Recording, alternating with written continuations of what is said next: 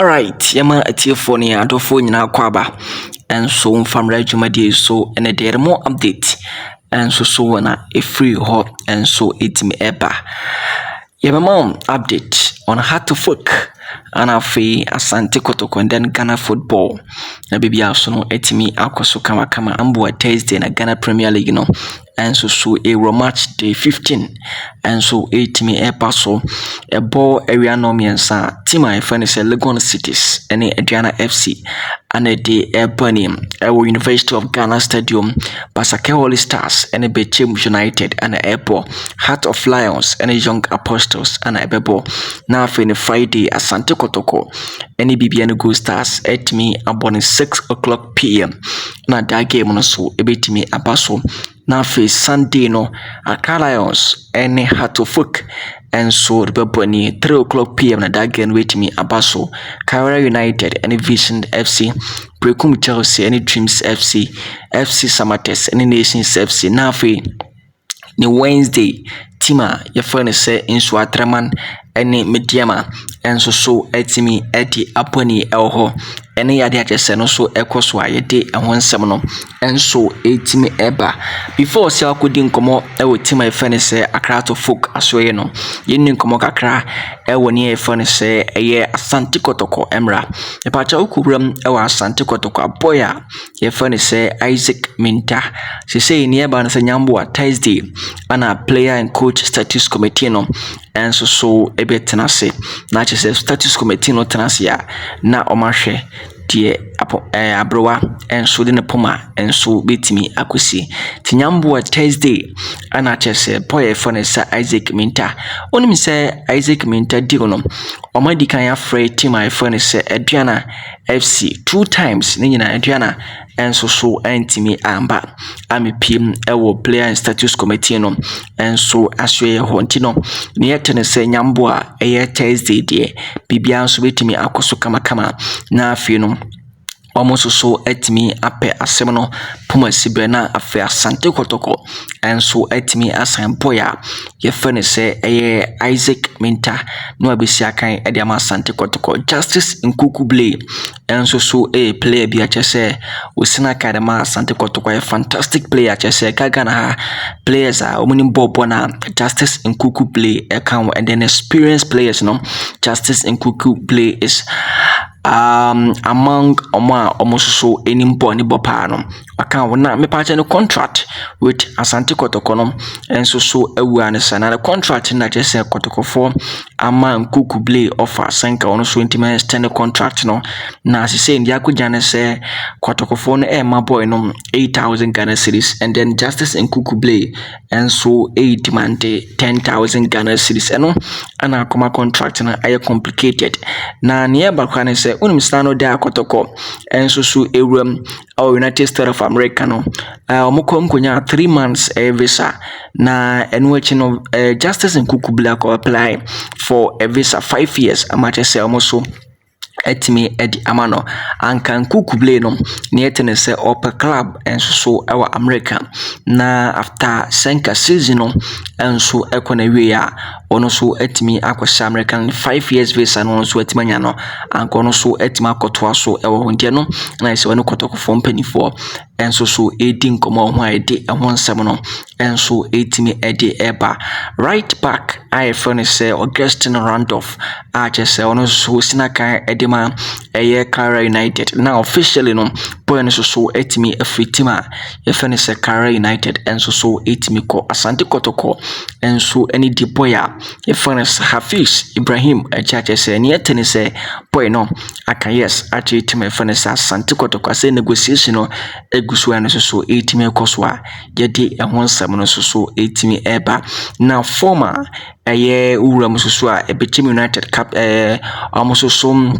former Bechem United attacking midfielder ye found say Emmanuel Ano Nations FC and so etimi assign point of 2 years contractor and almost so etimi edi amana edi and 17 and so etimi edi eba afiyentin sim na yini nkomo and so our the Continental Club Masters Accra to Folk side me pacha uram a nyambo chena a chese enom enso so no team ifo Heart of Oak ebe training na ne yete ne se omo ye training echa anopa ne wi a omo be breaki na afi no omo wuram Nyamboa Thursday team no enso etimi a resume training and then Nyamboa Sunday na chese omo ne Accra Lions game no enso etimi apaso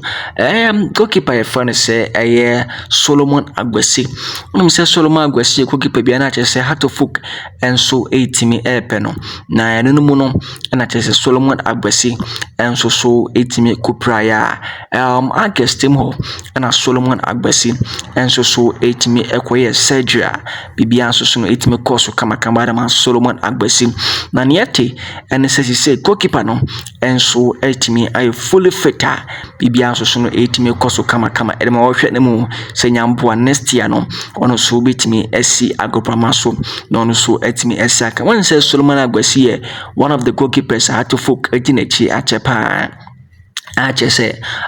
memrebu kwadu na achese opanyina fense Abubakar Watara enso epe Solomon Agbesi pa no point no enso etimi fully fit nti wose opanyina fense Abubakar Watara enso so etimi eka na afi wetimi kosan wakache mpanifo no so etimi san goalkeeper we ejine be ka to Oak goalkeepers so san se nya Solomon Agbesi ni nya goalkeeper fense Benjamin Nasaria bibia so no betimi akoso kamaka because Heart of Oak goalkeepers yewa Sharif Swipe Kwesinketia omunye goalkeepers awase eri eni to omo so ati ase chinabi na goalkeeper fan se Benjamin Asare anywhere ya na be fan difficult because na no kra no o hwe goalkeeper fan se Sharif Swipe o muso bono mo debate go a consider no na ya dia na se entwaye ati ase nti enya goalkeeper fan se Solomon Agbesi eno so beboa tima ye fan se Heart of Oak ati ase nti no now goalkeeper no ye fit no Heart of Oak company force so enye wada se de be ya amoso ensa ebeka goalkeeper ye fan se Solomon Agbesi amana bisi akan ede ama tima ye fan se Heart of Oak me pacha opanyina ye friend say Nuruddin Amadu nsensem ne bai amache se nsema European akoso se Nuruddin Amadu no ono ebe head coach na Abubakar Watara akoye technical director edi amatima ye friend say Heart of Oak ache se no etima koso ama ebi mu kra che se opanyina ye friend say Nuruddin Amadu no ne nkomodie mu no urama ebi mu che se opanyina ye friend say Abubakar Watara no na ohia assistant coaches too ana na ya mankwa bae no na wose ba ko beka ho enti na ebi mo chese nka Nuruddin Amadu enso so eba na abe assistant coach na ebi mo so chese Nuruddin Amadu ana be head coach but by the formation na eba na se Nuruddin akoba samanfo bi kra chese yamana contract ewo tima ye friend say Heart of Oak no enye no kre onya contract bia enso so ewo tima ye friend say Heart of Oak because me tell say Nuruddin Amadu ebe assistant coach ede amatima ye friend say Heart of Oak no na I was shocked because Nuruddin Amadu say obe assistant coach there never me nyinde say coach no enso betia say obe assistant coach ede amatima ye friend say Heart of Oak say san say ohwe bi ono aduru na as assistant coach dem nye sure so ono so ebitimi aye ede ama Heart of Oak ntiniete and say sansensem no it's not true afei onim say Heart of Oak enso so anitima ye furnace Hoffenheim mo Germany eba yankofa sanso so ana tima ye furnace Cincinnati enso so Heart of Oak eno omo awa yankofa na ne yetene se owuram ewo club ye furnace Hoffenheim omo so pese omo de bus enso edima tima ye furnace Heart of Oak ntweno new Citra bus na chese omuni free Germany Hoffenheim enso so etimi ede ebre club e fanese Heart of Oak said be ya omayenko fane dom ntem no bibia so betimi akoso kama ntia no ensem ni bia chese yete se timo no Hofiam so etimi the bus new bus the blade team friend say Accra to Fum ti be di sansem na chi de be sibia na say mo yatie for aso enso etimi ate say bus na mo de ba no say eye no kre anase nye no kre de be sibia no ya mo yatie for aso ate betini ete ene say omo the new bus ana ebre tima ye friend say Accra to Fum say new bus ne de o hwe bus na daso na eno so kama pa che say no so etimi fa ba eno beboa club no ama bibia nso no tima kosanse bas na woni de ababrewa che ati ase hadwin ti say nya new bus na no so betimi aboa ama tima e fane Sakrato Fuku no yakwani abamu so no bibia nso so etimi akoso kama eno ensema kan no so koso e de wonsema fei player fane set was so no ene day that is a transfer window so mpanifo enso etimi epie ten say